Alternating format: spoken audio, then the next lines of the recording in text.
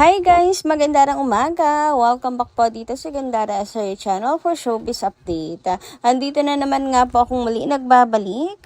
Ang nagmamaganda ninyo kachismosang Kim Pao, wala na nga pong iba ang laharat na si Gandara Asari upang magatid sa inyo ng latest update and fresh happenings patungkol kina Kim Chiu and Paolo Avellino. And para nga po sa umagang ito, ang tatalakayin naman natin at pag-uusapan ay mayroon nga pong kinalaman mga Kim Pao dito nga po sa pagpasok ni Paolo Avellino. Oy, ang boss finally ay dumalaw ng kumpanya. Pero bago po ang lahat, sa mga hindi pa nakaka-subscribe sa ating channel, maaari lamang napindutin po ninyo ang subscribe button natin at notification bell na nariyan sa baba upang kayo po yung maging updated at ma-notify tuwing may bago po tayong chika at balita hinggil sa Kim Pao. Basta mga balita na may kinalaman po kina Kim Chiu and Paolo Avellino, sagot na po natin yan.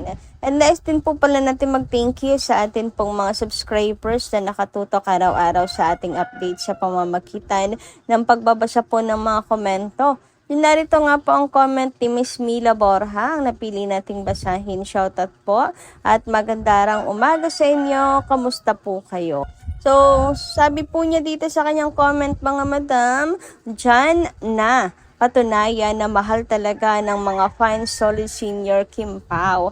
Masaya kami na makita ang aming idol Kimi.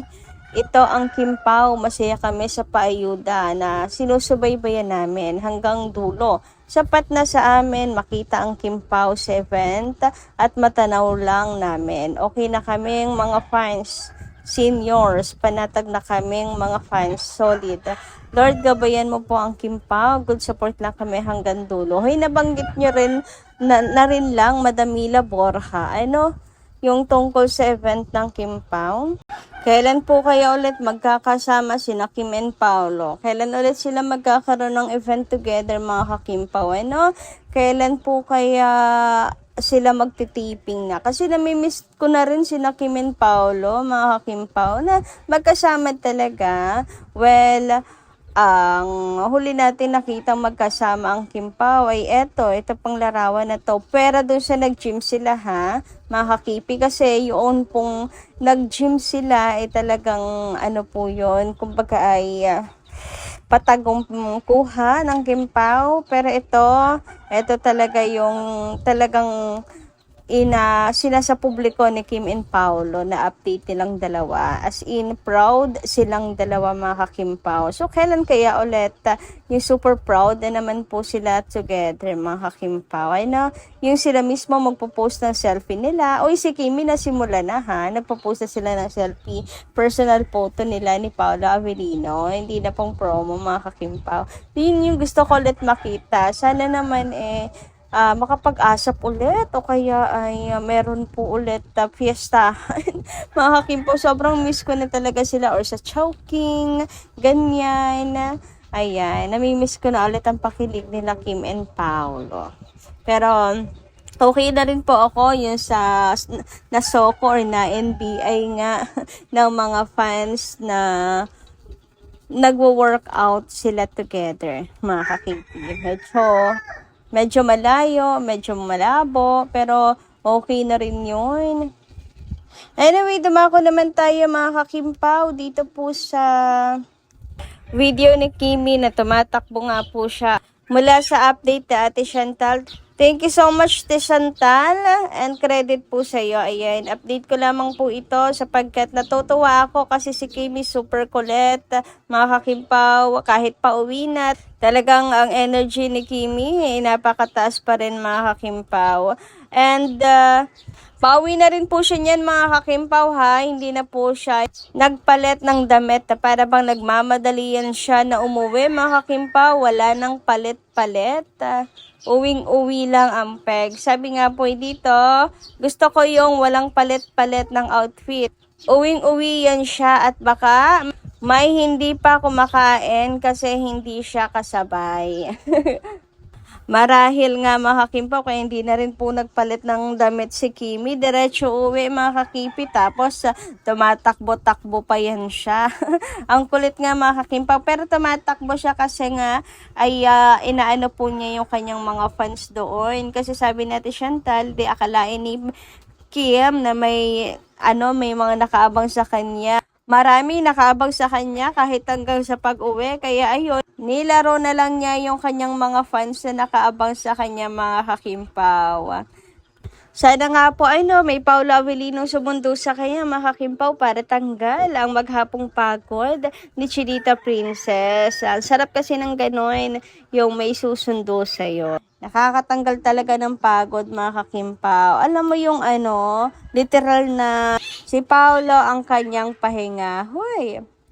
Anyway, pag-usapan naman natin, mga kakimpaw, ang tungkol nga po dito sa pagpasok ni Paolo Avellino kahapon sa kanyang kumpanya, mga ka-KP. At eto nga, at mayroon pong bagong update, si Paolo Avellino. Ayan, mga kakimpaw, makikita niyo po dito kasama niya ang kanyang mga business partners, ang kanyang po mga katrabaho, and finally, pumasok ang kanilang boss, mga kakimpaw. Na busy rin kasi si Paolo Avellino, mga kakimpaw. Kaya ayan, ngayon lang po ulit siya napabisita sa kanya pong business, mga ka-KP. Ayan, kailangan nila yan para sa kanilang future. Sige lang, tanim lang kayo ng tanim, Kim and Paolo, para sa future niyong dalawa. Para sa aming kambal. Hoy, aming kambal! Para sa kambal ninyong dalawa na aming paggigiliwan sa mga susunod na panahon. Hoy, susunod na panahon. Ang kambal na hindi pa man sinisilang ay sikat na. Huy, sige lang, work lang kayo dyan, parents. Anyway, dumako naman po tayo nga dito sa scene nila Kim and Paolo na kung saan grabe. Ang bilis talaga umusad dito. No, fast moving talaga to, mga kakimpaw. Kasi from 2 million, 5 million, 7 million kahapon, ngayon 8.2 million na, mga kakimpaw. Actually, kagabi pa to. So, baka ngayong umaga, nasa 9.8 million na agad-agad yan, mga kakimpaw. Grabe, no? Ang pinapasok ng Kimpaw talaga sa ABS-CBN. Paldo-paldo talaga sila. Na Prime na television pa. Syempre, may advertisement to sa Prime. Syempre, collaboration. Tapos, content pa sa social media. O, diba? Talagang paldong-paldo sila. Kasi bentang-benta po talaga sa mga viewers yan, mga kakimpaw. Hoy, grabe naman. Fast-moving talaga. Ang laki ng pinapasok nila Kim and Paolo talaga sa ABS-CBN. Kaya dapat lang talagang alagaan nyo at wag na wag niyong pababayaan, ha? Bigay niyo ng napakagandang project. Uy, sa November naman, pangarap ko talaga magkaroon ng horror. Silang dalawa, as in, yung, basta, sila na mag-isip papaano, pero, horror talaga ang pangarap ko sa movie sana, mga kakimpaw, sa November. Baka naman MMFF, right? Sana naman, 'di ba? Kaso busy pa rin sila Kim and Paolo ngayon. Si Kim kasi dami po talagang endorsement kaya talagang magiging conflict sa kanya. Dapat one project lang po muna siya.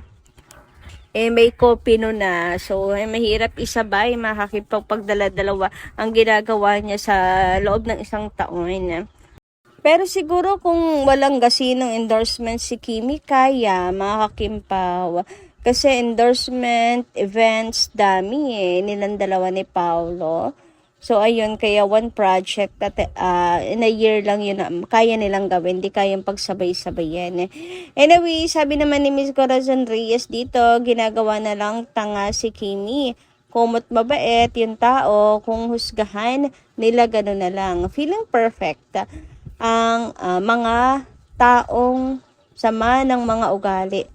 Kailangan ata o kirak ka, naastig ka, para hindi ka nila i-down. Ganyan mga ibang Pinoy Gusto nila, sila lang ang may karapatang magsalita. Pag si Kim, ayaw nila. Karamihan, DDS. Or yung fans ng kalaban. Sino pa ba? Ayan. And yun na nga ang sinasabi ko, mga kakimpaw. Si Kim kasing kinakaya-kaya lang nila. Kasi nga hindi pumapatol si Kimi.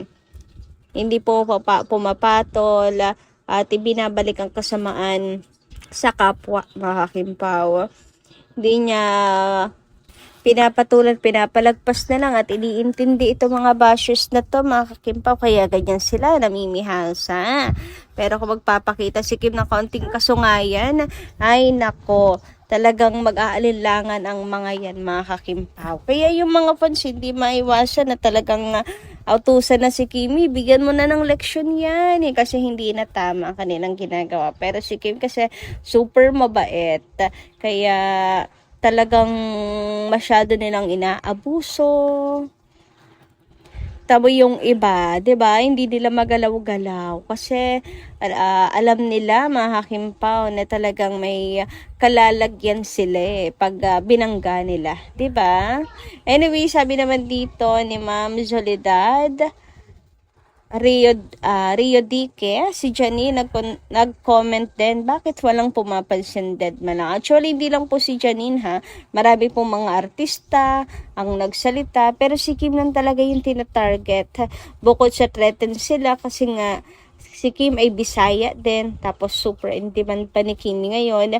Maraming fans si Kim Chiu, maaring pwedeng ma-impluwensyahan ni Kimi, kaya ganyan po sila, mga kakimpaw.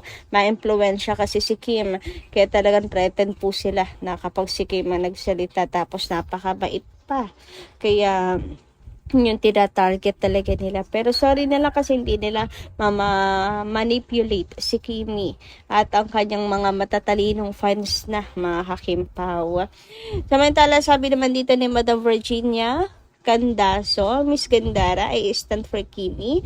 We all have the right to speak up, and I salute Kimi for being so true to herself, and we have to respect whatever opinion she has. God bless always, Kimi. Kim Pao. So yun lang po muna guys ang ating update ngayong umagang ito. Maraming salamat po sa inyong pakikiligin. Kita-kits po muli sa mga susunod nating chika. Maraming salamat at mag-iingat po kayo palagi. God bless. Good morning everyone.